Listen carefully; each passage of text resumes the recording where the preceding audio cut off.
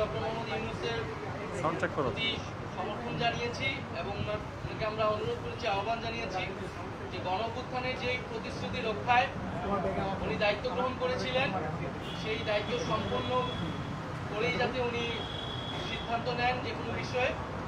আমাদের আলোচনায় যেই বিষয়গুলা গুরুত্ব পেয়েছে, আমরা বলেছি যে আওয়ামী লীগ নিষিদ্ধের আন্দোলনে জুলাই ঘোষণাপত্র বাস্তবায়নের একটি দাবি ছিল এবং সরকারের পক্ষ থেকে 30 দিন আমাদেরকে বলা হয়েছিল, 30 কার্য দিবসের মধ্যে সেটি হবে। নির্ধারিত সময়ের মধ্যে যাতে জুলাই ঘোষণাপত্র জারি করা হয়, প্রদান করা হয়, সেই বিষয়ে আমরা আহ্বান জানিয়েছি এবং সরকারের পক্ষ থেকে, ডক্টর ইউনূসের পক্ষ থেকে আমাদেরকে আশ্বস্ত করা হয়েছে। দ্বিতীয়ত, আমরা জুলাই গণঅভ্যুত্থানে শহীদ হয়েছেন, শহীদ পরিবার এবং আহত যারা রয়েছেন তাদের যে পুনর্বাসন প্রক্রিয়াটা, সেই প্রক্রিয়ায় কাজটা ধীরগতিতে আগাচ্ছে। সঞ্চয়পত্র গণঅভ্যুত্থান অধিদপ্তর থেকে যে সঞ্চয়পত্র দেওয়ার কথা ছিল সেটি এখনো সকল শহীদ পরিবার পায়নি। মাসিক ভাতা দেওয়ার কথা ছিল, সেই ভাতা দেওয়াটি এখনো শুরু হয়নি। আমরা বলেছি যাতে দ্রুত সময়ের মধ্যেই প্রতিশ্রুতিকৃত সকল যে দাবি, আর্থিক সহায়তা সহ পুনর্বাসনের সেই বিষয়টি যাতে নিশ্চিত করা হয়। তৃতীয়ত, শেখ হাসিনার আমলে হওয়া জাতীয় এবং স্থানীয় পর্যায়ে সকল নির্বাচনকে আমরা আনুষ্ঠানিকভাবে অবৈধ ঘোষণা করতে বলেছি। কারণ সেই সময়টা শেখ হাসিনা একটি ফ্যাসিবাদী শাসন ব্যবস্থায় ইলেকশন করেছিল এবং মানুষের ভোটাধিকার হরণ করেছিল। রাতের ভোট হয়েছে, দামি নির্বাচনের ভোট, দামি প্রার্থীর ভোট হয়েছে। ফলে সেই নির্বাচনগুলো নিয়ে প্রশ্ন রয়েছে এবং এই নির্বাচনগুলোকে সেই সময়ের বিরোধী রাজনৈতিক দলগুলো বিভিন্ন সময় প্রত্যাখ্যান করেছে। আমরা মনে করি যে সেই নির্বাচনগুলো থেকে আবার সেই নির্বাচনগুলোকে আবার আদালতে নিয়ে যে এক ধরনের পরিস্থিতি তৈরি করা হচ্ছে, সেই বিশৃঙ্খলা এড়াতে সেই পূর্বের নির্বাচনগুলোকে আইনগতভাবেই অবৈধ ঘোষণা যাতে করা হয়। আমরা চতুর্থত বলেছি যে ইলেকশন কমিশন, যে ইলেকশন কমিশনের উপর আস্থা রাখতে পারছি না রাজনৈতিক দল হিসেবে, সেই ইলেকশন কমিশন পুনর্গঠন করে যাতে স্থানীয় সরকার নির্বাচনের দ্রুত আয়োজন করা হয়। এর ফলে নাগরিক সেবা যে দুর্ভোগটি হচ্ছে, নাগরিক সেবা পাচ্ছে না জনগণ, সেটি নিশ্চিত করা সম্ভব হবে।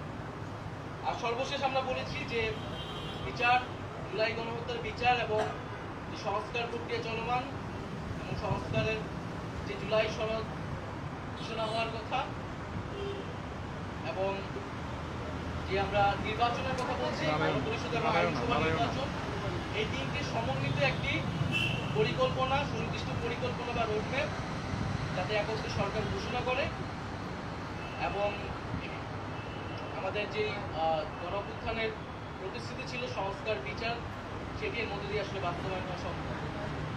জুলাই মাসের মধ্যেই জুলাই সনদ আসবে এরকমটা আশ্বস্ত আমাদেরকে করা হয়েছে। আমরা বলেছি যে বিচারটা কবে শেষ হবে, কোন প্রক্রিয়া আগাবে এবং নির্বাচন যেটা জানুয়ারি থেকে ডিসেম্বর থেকে জুনের মধ্যে হওয়ার কথা, সেটারও একটা সুনির্দিষ্ট পরিকল্পনা যাতে সরকারের পক্ষ থেকে ঘোষণা করে। এটা থেকে এই 5টি বিষয়ে আমাদের আলোচনা হয়েছে।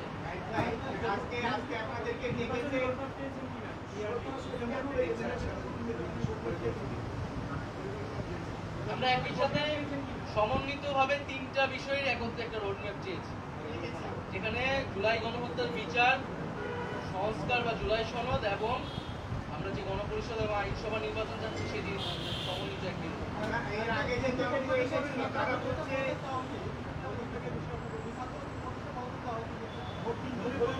আমরা সুস্পষ্টভাবে বলেছি যে ছাত্র উপদেষ্টা যারা রয়েছেন তারা গণঅভ্যুত্থানের প্রতিনিধি আকারে সেই প্রেক্ষিতে সরকারকে গিয়েছিলেন, সরকারকে বৈধতা দিয়েছে। ফলে তাদের সাথে কোনো রাজনৈতিক দলের বা এনসিপির সম্পর্ক নাই, সেটা আমরা আজকে সকালের বক্তব্য আমাদের পরিষ্কার করেছি।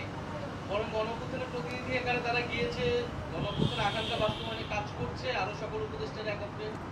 সেখানে তাদেরকে হেয় করা, তাদেরকে অপমান করা, সে বিষয়ে আমরা নিন্দা জানিয়েছি। আমাদের সাথে তাদেরকে জড়িয়ে ট্যাগ দিয়ে তাদেরকে পদত্যাগ করতে বলাটা রাজনৈতিক উদ্দেশ্যমূলক বলে আমরা বলেছি।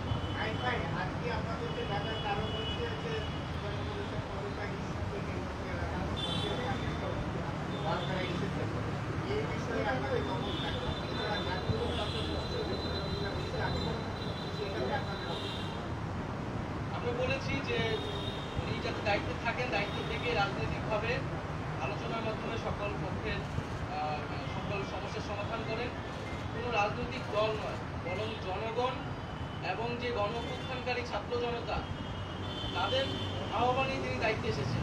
তাদের আকাঙ্ক্ষা বাস্তবায়নের জন্যই তিনি আসলে কমিটেড। কোনো রাজনৈতিক দলের প্রতি তিনি কমিটেড নয়। এই বিষয়টা যাতে উনি বিবেচনা করেন যে কোনো সিদ্ধান্ত নেবেন।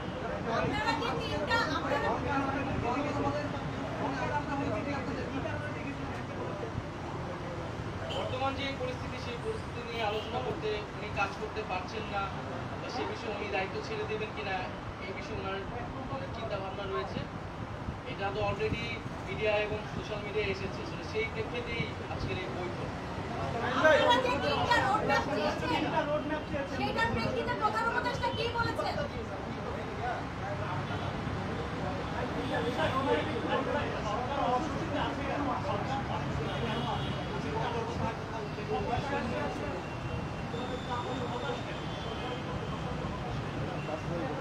সরকার বা ডক্টর মোহাম্মদ ইউনূস হতাশা ব্যক্ত করেছেন, কারণ হচ্ছে যেই প্রতিশ্রুতি নিয়ে উনি দায়িত্বে এসেছিলেন এবং সেই সময় আমরা যদি আন্দোলনের প্রতিনিধি ছিলাম, আমরাই ওনাকে আহ্বান করেছিলাম গণঅভ্যুত্থান পরবর্তীতে একটা নতুন বাংলাদেশ গঠনের জন্য।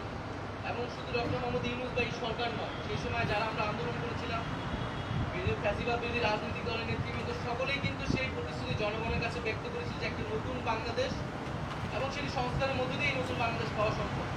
সেই নতুন বাংলাদেশের প্রতিশ্রুতি থেকে কোনো পক্ষ সরে আসছে বলে ডক্টর মোহাম্মদ ইউনূসের মনে হচ্ছে এবং ওনাকে চাপ প্রয়োগ করে বিভিন্ন দাবি আদায়ের চেষ্টা চলছে।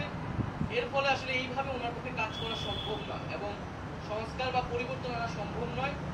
তো সেই জায়গাতে উনি হতাশা ব্যক্ত করেছে। আমাদের জায়গা থেকে আমরা বলেছি যে কোনো রাজনৈতিক দল নয়, উনি যাতে জনগণের প্রতি, গণঅভ্যুত্থানকারী ছাত্র জনতার প্রতি কমিটেড হন এবং সেই জায়গায় কাজ করতে উনি ওনার দৃঢ়তা ব্যক্ত করেন।